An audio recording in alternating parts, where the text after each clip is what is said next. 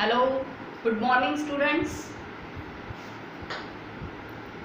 Today we have to see first about saturated solution and then supersaturated solution and dilute solution. Then we will study about the solubility and the factors affecting the solubility. I will just explain you in a very simple language. Please listen carefully. Saturated solution. Definition I have not written on the blackboard. But listen here. A saturated solution contains maximum amount of solute dissolved in a given amount of solvent at a given temperature. You can see the definition from the book. A 1 mark question can be asked on the definition of saturated solution, supersaturated solution, dilute solution, solubility, etc. Now, what is the meaning of saturated solution? See here, take 1 glass water and add 1 spoon salt, that is NaCl, to it. Stir it well. Salt dissolves. You will notice, you can do this experiment in your house also. Now keep the amount of solvent same and add again 1 spoon salt to it. Again stir it well. The salt will get completely dissolved in it. Now you have to just add salt and stir it. First you will notice that salt is going to be dissolved in the same amount of solvent.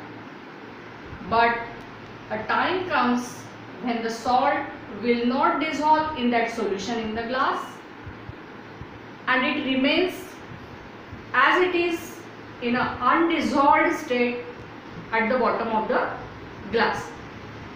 That means the capacity of solution in the glass is now such that it is not able to dissolve that solute in the solution and salt remains undissolved in that solution after certain level, and such solution is known as saturated solution.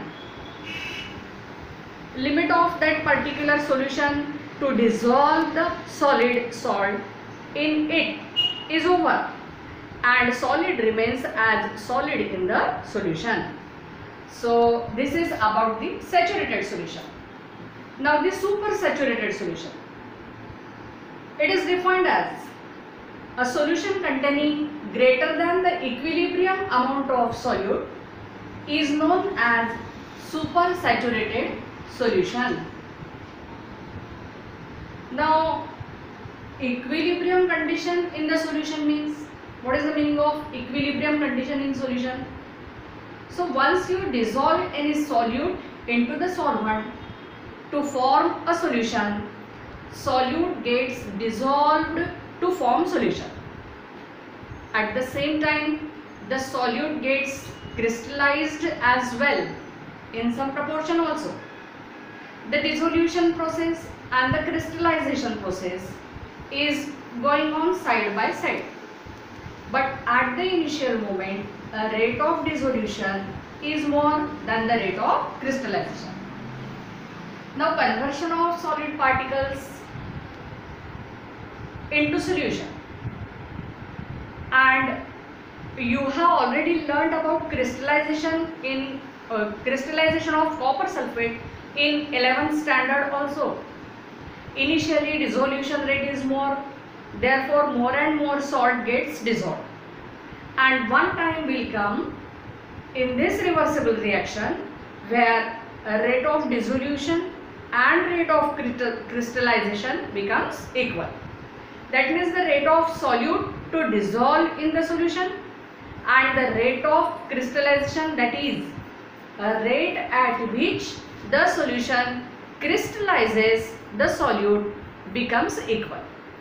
Therefore, the rate of dissolution becomes equal to rate of crystallization, and this state in that formation of solution is known as equilibrium state.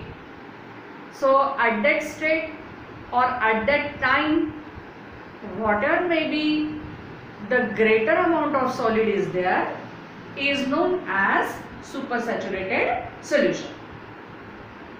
Now the dilute solution.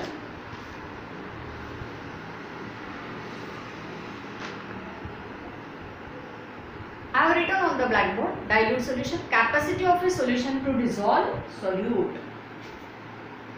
In our almost most of the considerations, we deals with the dilute solution.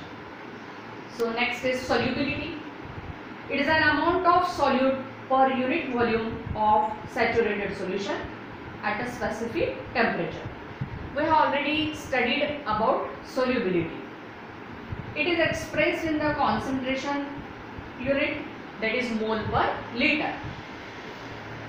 Solubility generally explains the concentration of solute in a given quantity of solvent to form a solution. You know the term concentration. The concentration is expressed in terms of molarity, molality, normality, etc. So we have to study the factors affecting the solubility. Number one, so first factor is nature of solute and solvent. Now we will see about this. You know the concept like dissolves like. The polar solute dissolves in polar solvent. Organic compound dissolve in organic solvent. Inorganic compound dissolve in inorganic solvent. Inorganic compound, that is polar compound, dissolve in polar solvent. Polar compound means having dipole moment. So water also has some particular dipole moment. Polar solute dissolves in polar solvent. For example, NaCl dissolves in water.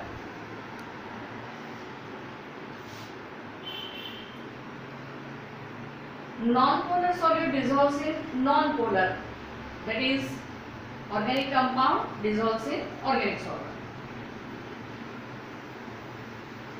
Here is the best example of cholesterol. Cholesterol generally dissolve in benzene. The nature of both solute and solvent should be same. If both solute and solvent are polar, then substance is going to dissolve, and if solute and solvent are non-polar, then also it will dissolve. But generally polar compounds are not dissolved in non-polar compounds, or non-polar compounds are not dissolved in polar compounds. Very few compounds are there also in the nature which are non-polar in the nature, but they used to dissolve in polar compound due to hydrogen bonding only. Here you can see some of the non-polar compound dissolve in polar solvent. For example, sugar. Sugar is non-polar compound. It is organic compound. It dissolves in water. Water is a polar compound. It is an inorganic compound. How it is possible? Here the dissolution of sugar into water is just possible because of the intermolecular hydrogen bonding.